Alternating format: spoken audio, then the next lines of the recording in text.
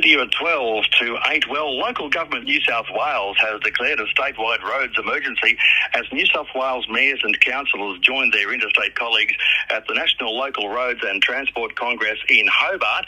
It's good morning to Dubbo Regional Council Mayor Matthew Dixon. Matt, that's where you're at, isn't it? I'm coming to you from chilly Hobart at the moment, Ian, and it is chilly down here.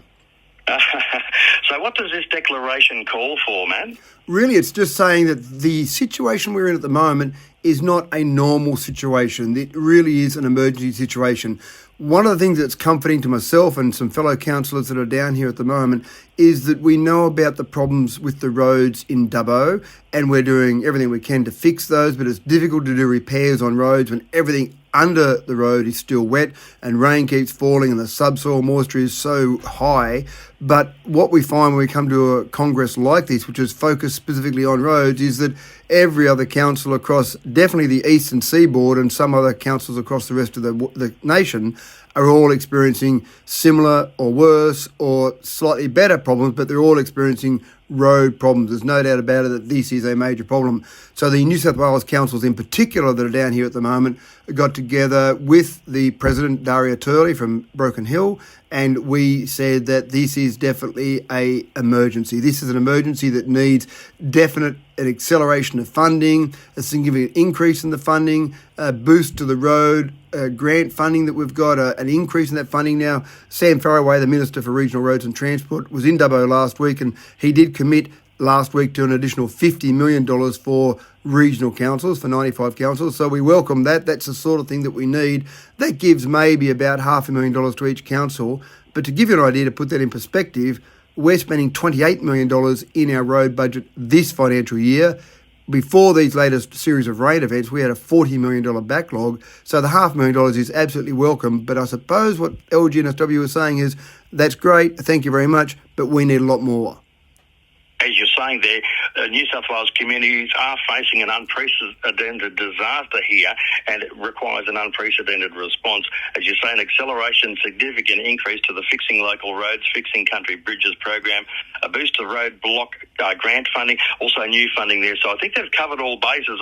That's a fairly big wish list though, Matt, isn't it? It is, but to give you some sort of idea of the perspective there, LGNSW estimate there has been $2.5 billion in road damages over the last year, and there's been already 220 natural disaster areas have been declared in this year alone. So obviously there's something happening that's a bit different to normal this year. So our normal processes, our normal funding streams, even just our normal rate income just cannot keep up with the amount of damage being done on that road network. And it is frustrating. I hear literally every day, Ian, from people who ring me, who send me emails, and I welcome all that communication from our residents. Unfortunately, I don't normally have good news for them because people are telling me about different parts of the road network that are in a state of disrepair, but it is difficult to be able to fix, or near impossible actually, to be able to fix all those problems. So we have to look at the highest priority areas, the areas that have got the most traffic on them. And just to confuse the matter a little bit more, we've got 2,872 kilometres of roads in our LGA. 115 kilometres of those roads are state declared roads, so we don't touch those roads. So for example, the Mitchell Highway between Dubbo and Wellington, there are areas of that are in very poor state of repair, but we as in council don't touch those areas. They're the state government's responsibility. And to make it even more confusing, sometimes they'll contract council to do the work on those, but we don't pay for or have any sort of say in what happens on those highways. And that's the state across the entire state, that the state government's responsible for those highways. Now, Matt, after it's being reported in print media, after 6 months of no code of conduct complaints, and of course, this was behind, a turbulent period in Dubbo Council here a little while back there. But after 6 months of zero code of conduct complaints, 5 new complaints have been made between July and September. Now, Australian Community and Media reports that Council has spent, for the first quarter of 2022-23, they've spent $5,597.50 to fix 5 problems. So firstly, what's your response to this, and how do you fix problems with cash? What does that mean?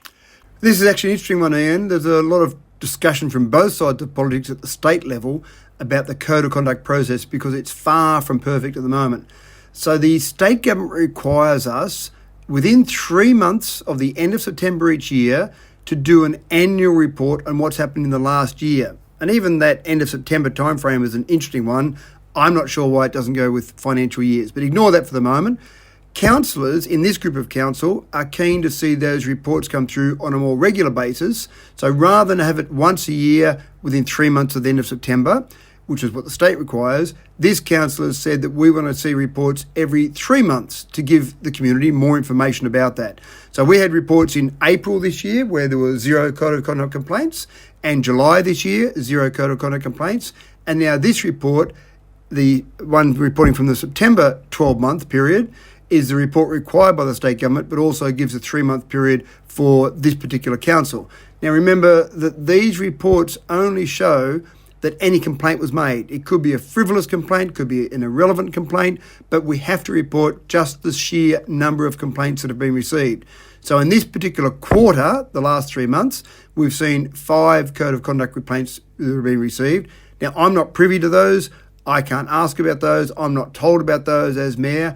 They go through our complaints coordinator, and then the complaints coordinator might deal with an external investigator, might refer them to the Office of Local Government. So there are processes in place for those particular complaints, and there is certainly a cost to those. Now, if we look at the 12-month period, the period, just to confuse you completely, the 12-month period that we're required to report on from the state government, from the 1st of October 2020 to the 30th September 2021, so that last 12-month reporting period, we saw 55 code of conduct complaints received, and it cost council $236,000. The next 12-month period, 1st of October 2021 to 30 September 2022, so this is the period just finished, 9 code of conduct complaints were received, and that cost council $61,392.60. But again, some of those referred to the last council. Again, the 5 that were in this last period, they're the ones that refer typically to this current group of councillors, although I'm not sure, because again, I haven't seen those. So it is an interesting one. We'll see what happens out of those and see if we get any further results from those being referred on, or if in fact they need to go no further. Again, I'm sorry to be a little bit evasive about that, but I'm not told that information because that's part of the code of conduct process. Matt, with around about 2.5 minutes to go, you've got a citizenship ceremony coming up next week. I do get excited by these, Ian. I just love the idea that people, out of all the places in the world they could have chosen to move to when they decided to leave their home country, and again, that's a big decision to leave their home country, they choose Australia. That's pretty exciting. But out of all the places in Australia they choose to go to, they choose Dubbo.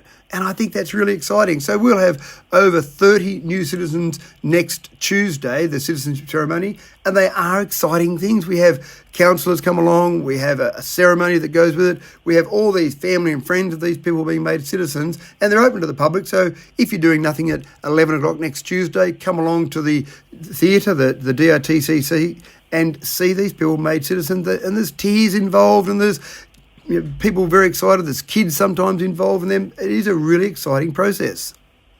Certainly wonderful for the building of Dubbo there. Now, very quickly there, some strong visitor numbers continue in the Dubbo region as well. Yeah, this is exciting as well. And again, one of the things that would be easy to do, Ian, would be to compare visitor numbers to last year. Now, obviously, with various lockdowns in place, you're always going to get a really positive result. But what we have been doing is comparing visitor numbers to a 4-year average. So to give you an idea, over the last 4 years, the Western Plains Cultural Centre the last month, we saw a 79% increase. Wellington Caves saw a 99% increase. Royal Flying Doctor Visitor Experience saw a 71% increase. So these are all numbers through September. So these are great numbers, and it shows that people are out again, travelling, coming out to different areas. Our occupancy rate at our motels was at 79% in September. So these are all great numbers. And it does show that people are travelling, they're out and about, and Dubbo is a popular place for them to come to. Certainly great for them to be making Dubbo their number one. Of course, to the installation there in the Macquarie Street there, the light installation there, I'm sure a lot of people from out of the area came to see that because it was so unique. Yeah, that's right. It was exciting for people to be out and about in the CBD. A lot of locals went and visited that. I heard feedback from a lot of locals. They loved it. The kids went down after dinner and they'd have a bit of a walk around. And so that was fantastic. But it did attract people from outside of Dubbo as well. It certainly did there. Matt, well, I hope you stay nice and warm down there in Hobart. You've got more of the conference today, have you? No, the conference is finished now. There's an optional tour this morning out to Mount Wellington, but the conference is finished. The formal part of the conference is finished, and our councillors are all returning home today.